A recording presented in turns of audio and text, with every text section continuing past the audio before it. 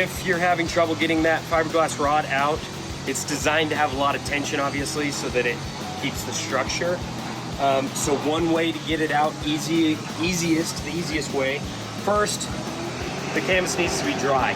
When it's wet, it is shrunk, it's tight, it's a lot harder. So if it's dry, it's gonna be a lot easier.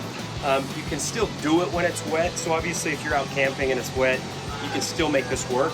But what I like to do is find some place, it can even be the tire of your trailer, whatever it needs to be, to put one end of that fiberglass rod so you can flex that rod. Because when you flex it, it's giving you a little bit of slack in there. So we can flex that until you can work that end out of the hole, and voila, you've got it.